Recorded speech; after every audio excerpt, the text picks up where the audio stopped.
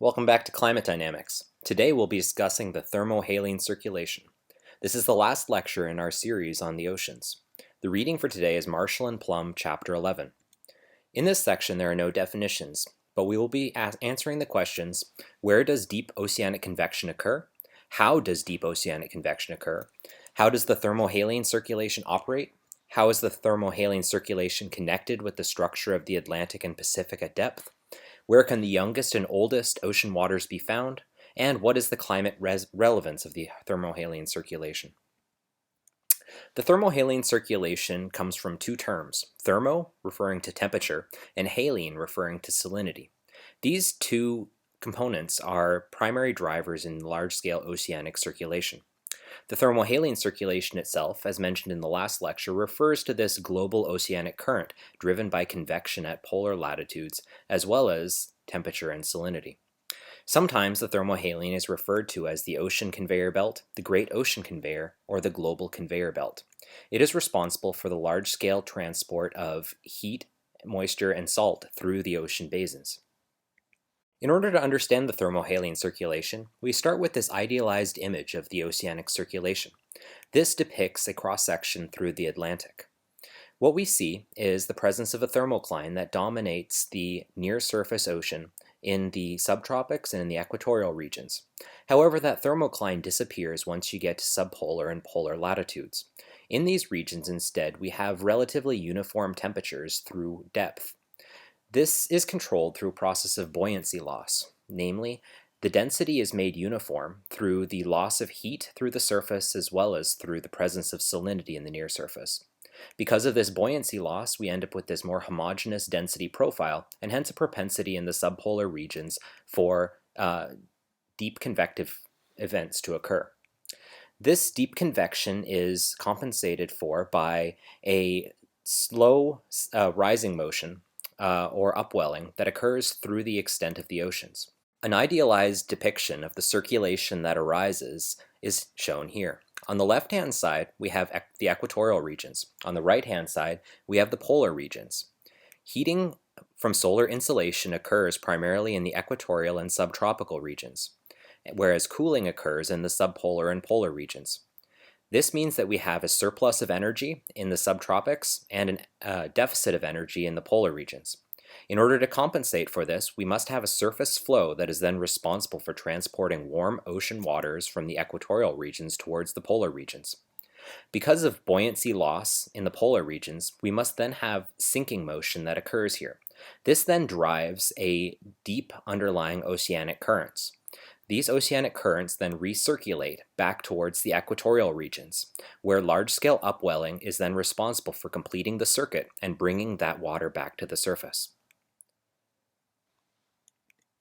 Because of the buoyancy loss that occurs in these subpolar regions, we end up driving large-scale oceanic currents that have global extent. Here we see a depiction of those currents, with red lines showing surface currents or surface transport of warm water through the ocean basins, and the blue lines showing deep water and deep water transport. We see that only in 3 regions we have deep water formation, that is, where these warm surface currents sink to depth in order to push the deep ocean currents. Throughout the ocean, however, we do have upwelling, where these deep ocean currents are returning to the surface, although this primarily occurs in the subtropics and equatorial regions. Since the oceans are bounded on each side of the basin, of course, this is very different than the types of exchanges that we see in the atmosphere. That is, the oceanic movements are constrained by those continental boundaries, hence giving rise to this entangled pattern of oceanic currents. Recall that in the atmosphere, convection is primarily triggered by surface warming. In the oceans, it's the opposite. In fact, we need to have surface cooling in order to trigger convection, because the energy exchange occurs at the top of the ocean rather than at the bottom, as it does in the atmosphere. Atmospheric deep convection is confined to a few regions of strong updrafts driven by deep convection over the tropics, with regions of subsidence in between. The oceans, on the other hand, will be stabilized by the presence of surface warming, and so it's essentially impossible for deep convection to occur in the equatorial regions of the ocean. Since energy exchange occurs at the atmosphere-ocean boundary, warming from above because of solar insolation will cause stabilization of the mixed layer, consequently preventing deep convection from occurring. Convection will only be triggered in the ocean under very limited conditions, in which the water above ends up being more dense than the underlying waters. Deep convection thus requires basically a combination of factors that all contribute to increasing density in the surface layer. Deep convection must thus occur in regions where we have the coldest air-ocean surface. There are other processes that then drive this density increase, including direct cooling in the form of radiative, sensible, or latent heat exchange, as well as brine rejection, in which the formation of sea ice rejects salt, consequently leading to an increase in the salinity of the ocean water. The mixed ocean depth also gives some perspective on where these regions of deep convection are likely to occur. During the winter season of the specific of each hemisphere, we get the deepest mixed layer depths occurring at these subpolar latitudes. These are regions in which the mixed layer has the greatest homogeneity to depth. In these regions with greatest homogeneity, we then have the potential for deep convection events to occur. Notice in the diagram on the left-hand side that the deepest mixed layer depths occur in the North Atlantic during the Northern Hemisphere winter season, whereas during the Northern Hemisphere summer season, the deepest mixed layer depths occur in the Weddell Sea at the southern extent of the Atlantic Ocean. But we also have significant mixing that occurs along the extent of the Antarctic circumpolar current. The three primary regions for deep oceanic convection thus occur in the Northern Hemisphere in the Labrador Sea, in the North Atlantic to the northeast of Iceland, and in the Weddell Sea in the South Atlantic. Annual mean ocean stratification here is shown at 200 meters. In the regions with the darkest blue and nearly purple colors, we have the lowest Brunt-Väisälä frequency. These low Brunt-Väisälä frequency are associated with near homogeneity of the density through these regions. In order to have deep convection occur, we must have that the Brunt-Väisälä frequency is approximately less than about 20 in these normalized units. So to summarize, the regions of the world with the deepest mixed layers can be found in the Labrador and Greenland seas of the North Atlantic, where these mixed layer depths can reach in excess of 1 kilometer. Also, we can see these deep mixed layers in the Weddell Sea, along the southern Atlantic off the coast of Antarctica. Notably, there are no deep mixed layers that occur within the Pacific. In the Pacific, the waters are relatively fresh compared to the Atlantic, and consequently remain buoyant even when cooled. Consequently, there's very little deep convection that occurs within the Pacific. Observed tracer distributions and temperatures suggest that surface waters can only reach the abyss in these three locations identified. These regions of deep oceanic convection all have several common features associated with them. We must have cold, dry winds that blow over the water, inducing large sensible and latent heat fluxes, as well as large moisture fluxes, that is, evaporation from the ocean surface. Recall that evaporation from the ocean surface rejects the coldest molecules of water. Consequently, by withdrawing the more energetic molecules, we end up cooling that surface. Secondly, the ocean stratification in these regions is weak, which likely occurs because of mixing from previous convective episodes. That is, through turbulent mixing through the top layers of the ocean here, we effectively set up a homogeneous density profile that provides an initial state for deep convection to occur. Finally, we have Ekman suction that occurs in these regions. Recall that Ekman suction is common in the subpolar and polar latitudes. This is responsible for then drawing ocean waters upwards to the surface in order to bring those cold ocean waters from depth, where they can then be exposed to buoyancy loss. This then drives further homogenization of the oceanic fluid column and hence sets up a deep convective state. Deep convection is very hard to observe in practice. However, one such season of deep convection was observed and documented by Pickart, Torres, and Clark in their 2001 paper. In the next two slides, we're going to see cross-sections before and after a Northern Hemisphere winter season taken via ship crossing a transect between Labrador and Greenland in the North Atlantic. The cross-sections were taken on October 1996 and March 1997 over this line AR7W shown here. On the left-hand side, we see the potential density profile on October 1996. On the right-hand side, we see the potential density profile on March 1997. Less dense waters are shown in warmer colors, and more dense waters are shown in cooler colors. What we see is that over the course of this winter season, through a process of heat loss from the surface, as well as brine rejection, we have an increase in the near-surface density of the fluid. What likely occurred over the winter season is vertical mixing through a deep convection event that was then responsible for leading to homogenization through this column. The black arrow here indicates a position where that deep convection would have been strongest. Here we again see potential temperature for October 1996 and March 1997. Again, we see basically homogenization of the potential temperature through the region where deep convection is suspected to have occurred. Note that they did not observe the deep convection event directly, as that would be quite difficult and would require conditions where essentially ship travel would be impossible. Namely, these deep convection events occur during incredibly cold storms and under rough conditions, where traversing this particular region of the world is very difficult. Nonetheless, by observing conditions both before the winter season and after the winter season, we were able to see many of the fingerprints that would be indicative of deep convection events. The mixed layer depth that was then observed in February to March 1997 indicated that we basically had deep homogenization through this region close to the Labrador coast. Where we see the purple here in this particular diagram is where it was expected that waters from the near surface were carried to very deep in the Atlantic Ocean. Convection hence has led to the formation here of a particularly deep and localized mixed layer. This particular region is known for its propensity in order to form these deep mixed layers, and consequently for driving an exchange of ocean waters from the surface to depth. Although we may not have observations available, computer simulations at very high resolution have backed up the theories behind deep water formation in this region. Here we see a snapshot from a simulation performed with the NEMO model at depth in the North Atlantic. If you want to watch this video, follow the link above. This shows the mixed layer depth over time over the course of a whole winter season. The regions of darkest color, or the darkest shades of purple, correspond to regions where we have very deep mixed layers and consequently deep convection occurring.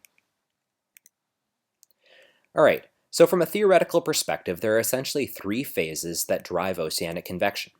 In phase 1, as we get into the early stages of the winter season, we have a loss of buoyancy from the surface layers of the ocean due to heat and moisture loss. Namely, we have sensible, latent, and radiative heat loss that occurs from the near surface, leading to cooling. This occurs under particularly strong winds, which drive mixing and evaporation from the oceanic surface. In addition, sea ice formation driving brine rejection then leads to increased salinity in this near-surface ocean layer, consequently driving up the the density even further. This leads to a weakening of the stratification over the winter and hence sets up conditions for deep convection to occur. When conditions are just right, namely once we have a sufficiently deep mixed layer as well as homogenization of the ocean, we can then trigger a oceanic deep convection event. Namely, once this buoyancy has reached a critical threshold, convection and mixing are induced in the surface and intermediate ocean layers. An overturning circulation forms because, much like what we saw in the case of the atmosphere, we end up in an unstable arrangement which can trigger Rayleigh-Bénard type convection. In this particular arrangement, we have dense, heavy ocean waters sitting on top of lighter ocean waters. The overturning circulation then brings surface waters to depth into the deep ocean, as well as bringing those deep ocean waters with lower density up to the surface. Consequently, we induce mixing and a process known as ventilation of the deep ocean. That is, the deep ocean waters are now exposed to water that was recently in contact with the atmosphere. The convective event finally concludes when the mixing is sufficient in order to smooth out the density and bring the vertical profile back to neutrality. Once this occurs, the denser waters in the interior of the convective cell will then settle to lower depths. Warming in the spring then leads to a stabilized stratification, namely, once the winter conditions cease and we end up with increased solar insolation in this region of the world, we then end up with surface warming, which, as mentioned before, is then responsible for triggering stabilization through the oceanic column. Consequently, the ocean waters that were once at the surface earlier in the winter season have now been brought to depth, and thus can play a role in broader transport through the ocean deep currents. The ocean waters that have now reached depth will now circulate through deep ocean currents. However, it's very difficult in order to find direct evidence of this circulation. Namely, the abyssal circulation in the ocean is typically far too slow in order to be observed directly, with typical abyssal current speeds on the order of centimeters per second. Instead, inferences can be made about the quality of these circulations by looking at the origin of certain deep oceanic waters. That is, particular tracers can be used to identify the source point of certain oceanic waters. We can look at temperature and salinity in order to identify a source region by comparing that temperature and salinity against surface waters in various regions. Passive tracers, such as chlorofluorocarbons and tritium, from atomic weapon tests in the 1960s can also be used to identify age. Here, age refers to the last time that those oceanic waters made contact with the surface. Thus, ocean waters that are 1 year old last made contact with the surface 1 year ago. Because the oceanic circulations are so slow, even injections of CFCs from the 1960s have only partially transited through the Atlantic. Oxygen is also an important tracer species, since it's indicative of the last time that the ocean waters made contact with the surface. Biology within the ocean slowly consumes the oxygen content of the water. Consequently, since it's used up over time, the less oxygen there is in the water, the likely older that water is. Let's look at each of these tracers in order to examine the fingerprints of the deep ocean circulation. On the top plot here, we see the temperature profile of the Atlantic Ocean, taken from the WOCE Atlas along transect A16. For more plots like this, you can check out the atlas at the link provided here. The warmer ocean waters of the near surface are primarily driven by Ekman pumping and suction. It's primarily the deep waters where we're interested in performing our fingerprinting. In particular, if we look at the salinity plot on the bottom, we can observe that the Atlantic waters at depth can be roughly divided into 4 regimes based on their origin. We have Antarctic intermediate water, typically denoted AAIW, Antarctic bottom water, denoted AABW, North Atlantic deep water, denoted NADW, and Mediterranean intermediate water, denoted MIW. In the salinity plot, we see clear evidence of different circulations that are then responsible for driving differences in salinity at depth. The first type of water is the Antarctic intermediate water. This is relatively low salinity water, typical values of 34.4 practical salinity units, and slightly lower temperature than the water above and below. This water emerges because of deep mixed layers that occur naturally in the Antarctic circumpolar current. However, because they are not also associated with brine rejection and other deep polar processes, these waters are typically more buoyant than waters such as the NADW and the AABW. Consequently, they tend to settle directly underneath the thermocline, but can expand far north, extending past the equator. The second water is the Antarctic bottom water, or the AABW. This is typically lower salinity than the North Atlantic deep water, but is typically colder and denser than the NADW as well. Antarctic bottom water primarily forms in the deep polar regions of the South Atlantic, such as the Weddell Sea. Along the interface of, for instance, sea ice, we have processes that are then responsible for driving up density and consequently driving water to depth. The third type of water is the North Atlantic deep water, or the NADW. This is typically very high salinity water that originates at high northern latitudes. Typically, this is responsible for the highest salinity water at depth, and it's identifiable as far south as 40 degrees south. In the diagram on the right, the region of North Atlantic deep water corresponds roughly to the brown contours. North Atlantic deep water is very saline, again through brine rejection processes, and simply because the North Atlantic tends to be very saline. North Atlantic deep water primarily originates from the Labrador Sea and the Greenland Sea. The last water that we see in this diagram is the Mediterranean Intermediate Water, or the MIW. This forms because of evaporation of the relatively warm waters in the Mediterranean Sea. Recall from before that the Mediterranean Sea is abnormally saline compared to some of the other inland seas, as well as being relatively saline compared to the similar vicinity in the North Atlantic. The high salinity water from the Mediterranean sinks to the bottom of the sea, and it then passes over the sill at Gibraltar and sinks in the Atlantic Ocean. This water can reach as far west as Bermuda. The four different Atlantic Ocean waters can also be seen in the dissolved oxygen content in the Atlantic. Here on the top diagram, we see that dissolved oxygen content in micromoles per kilogram in the Atlantic, and on the bottom in the Pacific. What we see is that regions that were more recently exposed to the surface tend to have a higher oxygen content associated with them. In particular, this in North Atlantic deep water has some of the highest oxygen content of the Atlantic Ocean waters at depth. The Atlantic basin generally shows an increase in the age of water from north to south, suggesting that these deep ocean waters typically originate at high latitudes in the northern hemisphere and are pumped to depth. In the Pacific, on the other hand, we see a very different picture. Namely, we see incredibly low oxygen content in the Pacific at depth in the northern subpolar latitudes. In fact, we see the highest oxygen contents occurring in the south of the Pacific Ocean, near the Antarctic circumpolar current. This is indicative of relatively older waters through the Pacific, and also seems to indicate that most of the Pacific deep water exchange comes from the south and moves to the north, with oxygen basically being depleted over the course of its movement.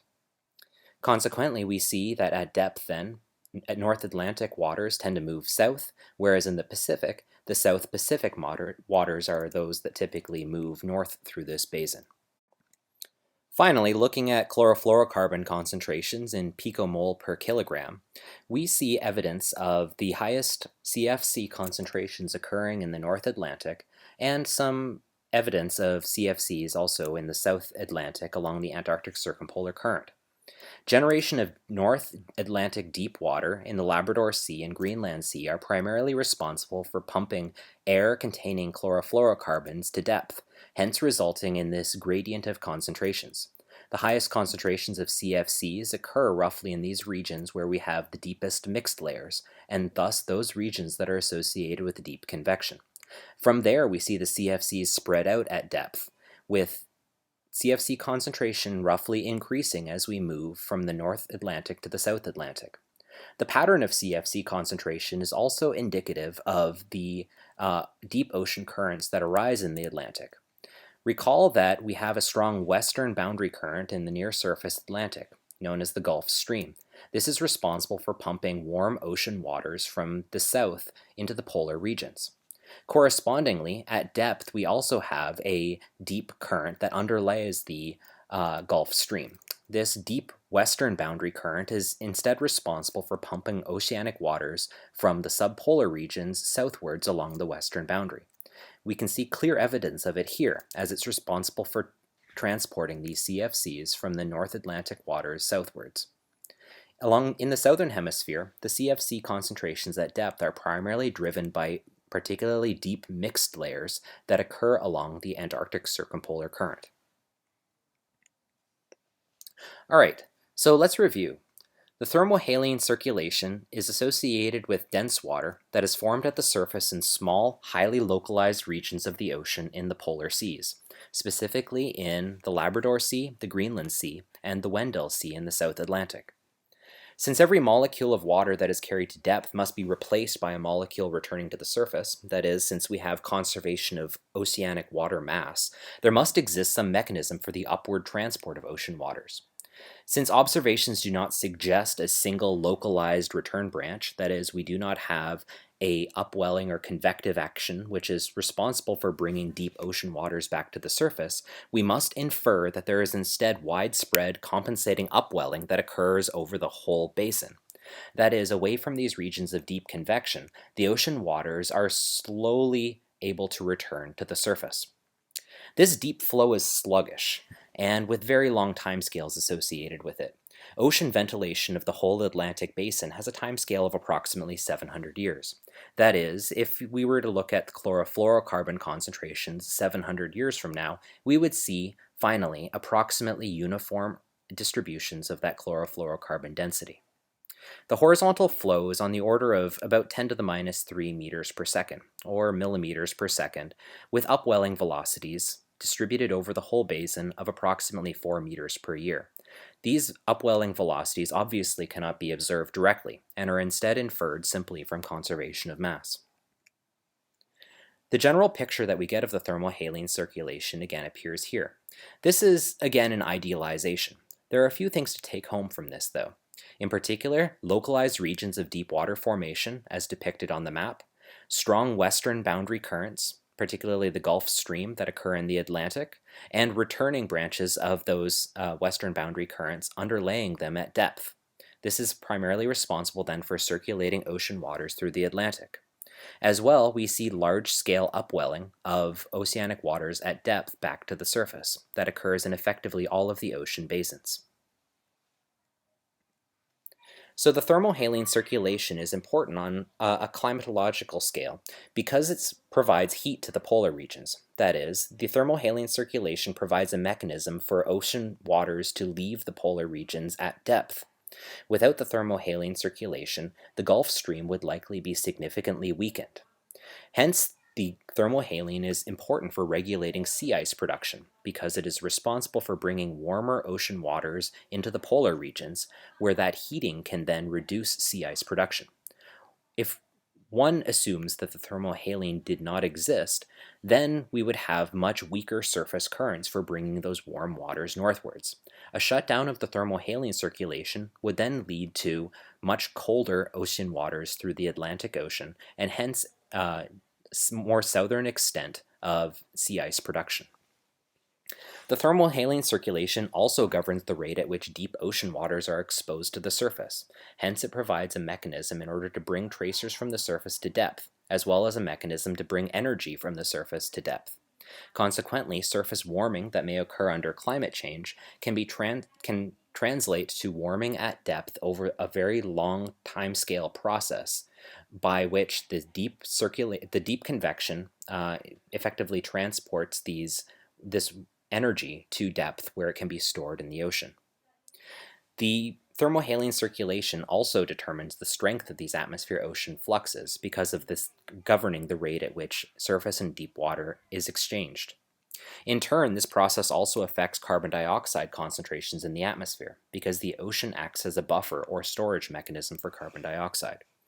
Influxes of low-density meltwater from deglaciation of North America that occurred at the end of the last glacial phase were known to disrupt the formation of deep water in the North Atlantic by injecting fresh water and hence blocking the process that leads to the formation of relatively dense surface waters.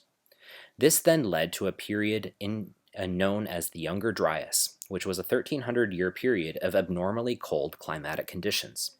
The primary driver for this period was then thought to be an effective shutdown of the thermohaline circulation. All right, that's everything for today. That concludes our discussion of the ocean topics in this class. Next time we'll be talking about climate dynamics, bringing together atmosphere-ocean interactions in order to better understand the climate system. Thank you.